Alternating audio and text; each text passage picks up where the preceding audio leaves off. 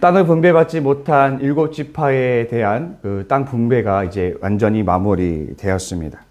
이로써 가나안 정복 전쟁은 이제 모두 일단락이 되었습니다. 이스라엘이 내쫓지 못한 가나안 족속이 있었기 때문에 이 가나안 정복 전쟁은 미안에 그쳤지만 그것은 이스라엘의 연약함 때문이지 하나님의 어떤 실책은 아닌 것입니다. 하나님은 약속대로 이스라엘에게 행하셨습니다. 다만 이스라엘이 연약하여서 그 하나님의 약속을 온전히 성취하지 못한 것입니다. 결과가 어찌됐든 가업은 이제 끝이 났습니다. 여호수아는 요단강 동편에 자리 잡은 르우벤 그리고 갓 므낫세 반지파를 부르게 됩니다. 애초에 약속한 대로 그들을 자신들의 땅으로 돌려보내기 위한 것이죠. 여호수아는 그들에게 하나님을 믿으며 율법을 지킬 것을 권면하며 그들을 축복하며 잘 보내줍니다. 그런데 곧이어 절망적인 소식이 들려옵니다. 요단강 동편으로 향했던 이 세 지파가 요단 강가에서 큰 단을 세웠다라는 소식이 들려오는 것입니다. 그들은 이 단을 세웠다라는 말은 흔히 제단을 쌓는다는 말과 비슷하기 때문에 그들은 이스라엘 사람들은 그들이 제단을 쌓았다라는 말로 오해하게 됩니다. 이 제단을 세웠다는 것은 곧 제사를 드리기 위한 것으로 이해될 수 있습니다. 이것은 결코 좋게 받아들일 수가 없습니다. 왜냐하면 만약 세 지파가 여호와께 예배를 드린다 한들 제단을 쌓았다 해도 이것은 범죄입니다. 왜냐하면 성막이 아닌 다른 곳에서 제단을 쌓아서 하나님께 예배를 드리는 것은 하나님께서 허락하지 않으시기 때문입니다. 따라서 하나님께 예배를 드린다 해도 이것은 큰 문제가 됩니다. 만약 그도 아니라면 더 최악의 경우에는 그들이 다른 신에게 제사를 드리는 것입니다. 이건 역시 하나님께서 매우 분개하시는 사건이라고 할 수 있습니다. 결국 이스라엘 사람들은 이 세 지파가 다른 신에게 또는 율법을 범죄하여 하나님께 제단을 쌓는다라는 그런 이제 의심을 가지고 급히 대표자들을 파견하게 됩니다. 그래서 비느하스를 비롯한 10지파의 천부장들이 함께 그들에게 향하게 됩니다. 사실 이 해프닝은 10지파의 오해에서 비롯된 것이었습니다. 왜냐하면 세 지파가 세운 이 제단은 단은 제용 단이 아니라 여호와를 기념하기 위한 기념비였기 때문이죠. 이 짧은 해프닝을 통해서 우리는 몇 가지를 함께 나누어 보기를 원합니다. 첫째로는 과거의 경험은 신앙의 유산이 될 수 있다라는 것입니다. 이스라엘이 단을 세운 것에 대해서 이스라엘 10지파가 이처럼 예민하게 반응한 것에는 나름의 이유가 있습니다. 대표단이 세 지파와 이 10지파와 세 지파가 한 대화를 살펴보면 대표단이 매우 두려워하고 있음을 알 수가 있어요. 왜냐하면 그들은 바알브올 사건을 겪었고 또 아간의 사건을 겪었기 때문이죠. 이 두 사건은 모두 하나님의 말씀을 개인이 어긴 소수의 사람들이 어긴 이유로 온 민족이 다 함께 징벌을 받았던 사건입니다. 이 징벌로 인해서 이스라엘은 참으로 가혹한 대가를 치러야만 했습니다. 그들은 이스라엘 민족 가운데 똑같은 비극이 다시 한번 일어날까 심히 두려워하고 있었습니다. 이스라엘이 세 지파의 행위에 그토록 예민했던 것은 이스라엘이 공유하는 그들의 공통된 경험, 과거의 경험 때문이었던 것이죠. 이스라엘은 과거에 겪었던 쓰디쓴 실패의 경험에서 하나님에 대해서 철저히 배운 것입니다. 하나님은 율법을 통해서 하나님의 뜻을 계시해 주셨습니다. 다른 신을 섬겨서는 안 된다. 또 전쟁에 나가기 전에는 하나님께서 특별히 말씀하시기로는 전쟁의 전리품을 온전히 나에게 다 바쳐야 한다. 이런 식으로 하나님은 이스라엘 사람들에게 하나님의 뜻을 먼저 말씀으로 계시하셨습니다. 그러나 미련한 이스라엘은 자신들의 연약함 때문에 그 말씀을 온전히 순종하지 못하게 됩니다. 그 순종하지 못한 사건으로 바알브올 사건과 아건의 사건이 대표적으로 일어났다고 할 수 있고 그 사건들로 인해서 하나님의 분노가 임했고 결국 그것으로 인해서 이스라엘 사람들은 징벌을 당해야만 했습니다. 이 징벌로 인해서 이스라엘은 하나님의 말씀이 참으로 옳다는 것을 하나님의 뜻이 무엇인지를 몸소 경험하게 된 것입니다. 이 두 차례의 실패 과정을 통해서 그들은 온몸으로 하나님의 뜻을 배우게 된 것입니다. 동시에 이스라엘이 실패를 통해 또 한 가지 얻게 된 것은 이 죄에 대한 영적 민감도입니다. 이스라엘은 죄를 어기는 것에 대해서 예민한 감각을 가지게 되었습니다. 이스라엘은 단을 쌓는 일이 즉각적으로 반응하여서 그 문제를 해결하기 위해서 움직였습니다. 물론 사건의 전말을 다 아는 우리 청중들, 오늘날의 청중들 입장에서는 이스라엘의 행보가, 이 열지파의 행보가 과도하고 섣불러 보인다고 보일 수 있겠지만, 그러나 이 열지파의 입장에서는 그렇지 않습니다. 그들은 죄에 대한 선제적 조치를 훌륭하게 해내었다고 볼 수 있는 것이죠. 이스라엘의 이 긴급한 조치는 마치 잘 훈련된 병사들의 행동같이 보입니다. 이것은 과거에 그들의 실패의 경험이 있었기 때문입니다.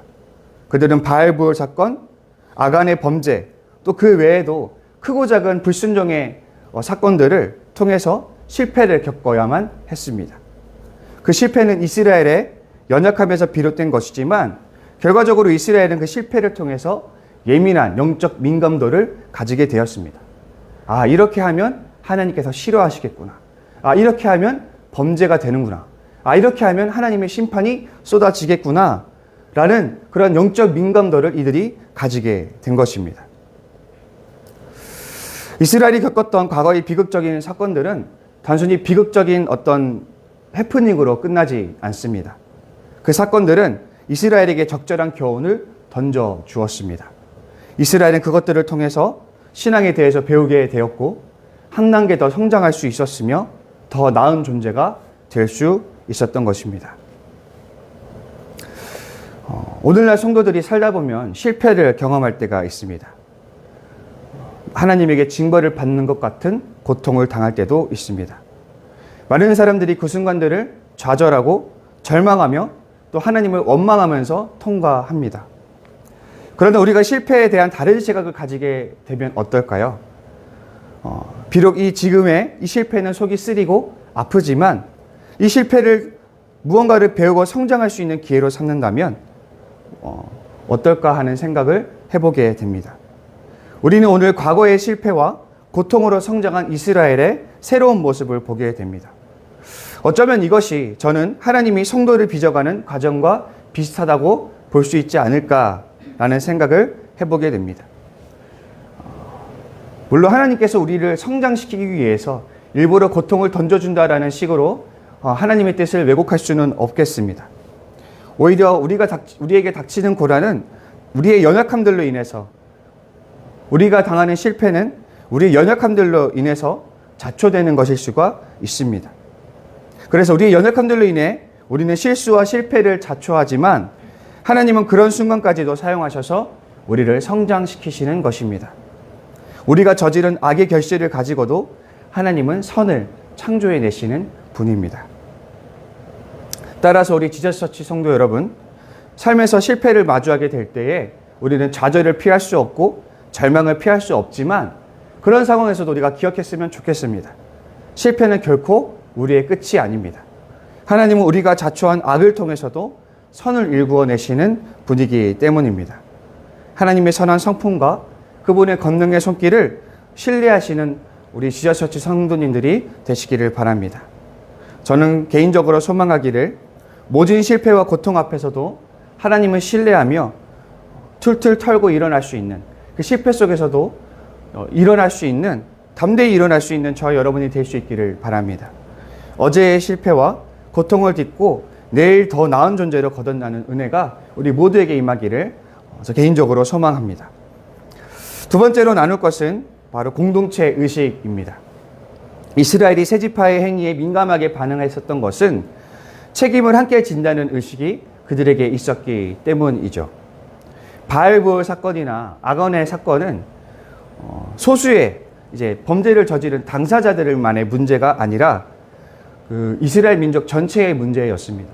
그래서 그 징벌도 범죄를 저지른 소수에게만 해당되는 것이 아니라 온 민족이 함께 그 징벌을 감당하는 사건들이었습니다. 그래서 그 대가를 이스라엘 온 민족이 함께 짊어져야만 했었습니다. 이스라엘 사람들은 세 지파의 범죄를 함께 짊어져야 한다는 생각에 아마도 민감할 수밖에 없었을 것입니다.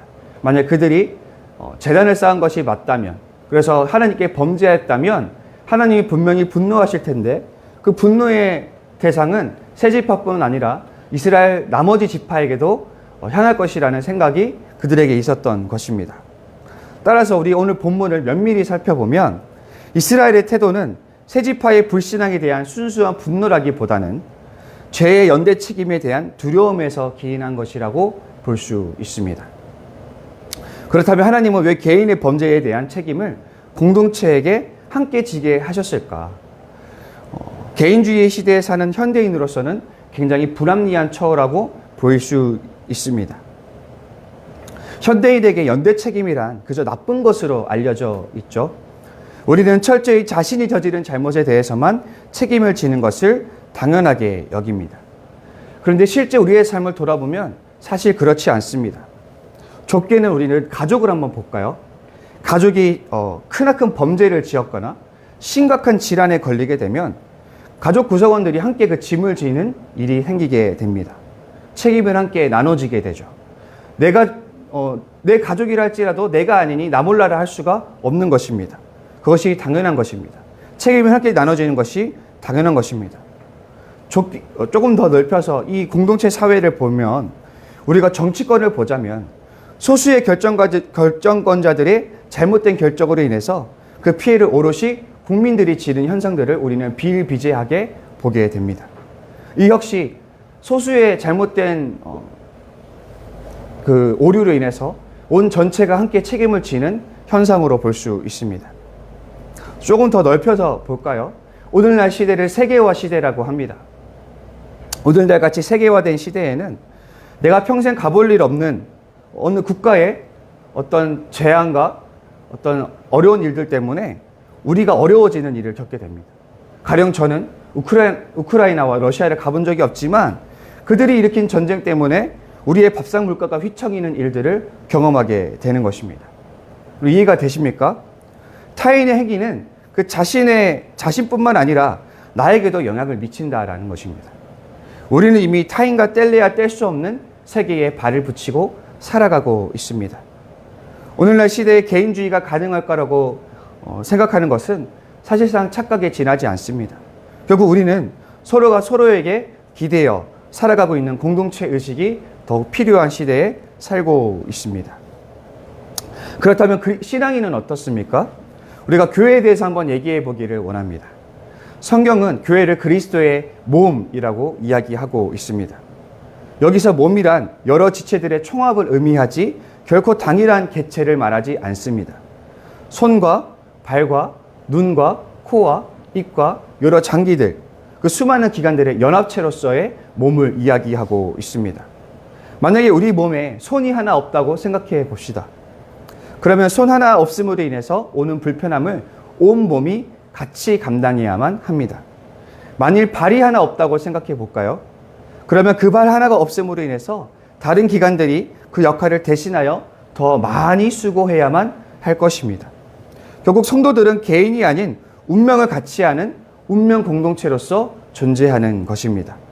이 공동체에서 떨어져 나간 개체는 결코 생존할 수 없는 것이죠. 그래서 우리에게 필요한 것은 더 강력한 개인주의가 아니라 공동체 의식입니다. 나와 너는 연결되어 있다. 우리는 다 함께다라는 그런 생각들이 우리에게 공유되어져야 하고 그것이 더 강화되어야 한다라는 것입니다. 오늘 본문은 편리한 개인주의적 사고에 젖어든 우리 현대인들에게 경종을 울리고 있습니다. 우리가 서로가 한 운명으로 묶여져 있다는 공동체 의식이 우리 안에서 더욱 다져지기를 간절히 소망합니다. 그래서 타인의 아픔을 그저 묵인하고 방주하는 것이 아니라 공감하며 도울 수 있는 우리가 되기를 바랍니다. 결국 그들의 평안이 곧 우리의 평안이 되기 때문입니다. 요한복음에 따르면 6월절 저녁에 예수님은 제자들에게 이런 말씀을 남기셨습니다. 새 계명을 너희에게 주노니 서로 사랑하라. 내가 너희를 사랑한 것 같이 너희도 서로 사랑하라. 너희가 서로 사랑하면 이로써 모든 사람이 너희가 내 제자인 줄 알리라. 예수님이 우리에게 주신 새 계명 무척 중요하죠. 근데 그 새 계명은 무엇이었냐면 너 자신을 사랑하라가 아니라 너희가 서로 사랑하라 라는 말씀이었다는 것을 기억했으면 좋겠습니다. 결국 타인을 긍정하고 받아들이고 사랑하는 이 공동체 의식에서 출발하는 것이 세계명의 시작입니다. 하나님을 위해서도 또 예수님을 위해서도 그리고 나 자신을 위해서도 우리는 타인과 공동체를 나 자신처럼 사랑하고 돌보는 노력이 필요한 것입니다. 타인과 공동체의 문제는 곧 나의 문제입니다. 내 안의 아픔에만 민감히 반응하는 것을 넘어 타인의 아픔에도 민감히 반응할 수 있는 그 영적 민감성을 소용할 수 있는 우리 모두가 될 수 있기를 간절히 소망합니다. 우리 시간 함께 기도했으면 좋겠습니다. 우리 이제 기도하실 때 우리가 이제 25일 성탄절 예배, 고백 예배를 앞두고 있습니다. 이 복된 주님의 날을 많은 사람들을 초대해서 함께 누릴 수 있는 축제의 자리, 잔치의 자리가 될 수 있도록 위해서 기도해 주시고 또 우리 지저처치의 2026년의 새로운 사역들을 위해서 기도해 주시고 또 지금 아픈 사람들이 있습니다. 특별히 김대경 성도님, 안관선 장로님, 박만원 성도님, 또 조건환 전도사님 위해서 기도해 주시고 또 각자 가지고 나오신 기도의 제목을 가지고 기도하시기 전에 우리 주기도문으로 신앙 고백하시고 함께 기도의 자리로 나아가도록 하겠습니다. 하늘에 계신 우리 아버지, 아버지의 이름을 거룩하게 하시며 아버지의 나라가 오게 하시며 아버지의 뜻이 하늘에서와 같이 땅에서도 이루어지게 하소서. 오늘 우리에게 일용할 양식을 주시고 우리가 우리에게 잘못한 사람을 용서하여 준 것 같이 우리 죄를 용서하여 주시고 우리를 시험에 빠지지 않게 하시고 악에서 구하소서. 나라와 권능과 영광이 영원히 아버지의 것입니다. 아멘.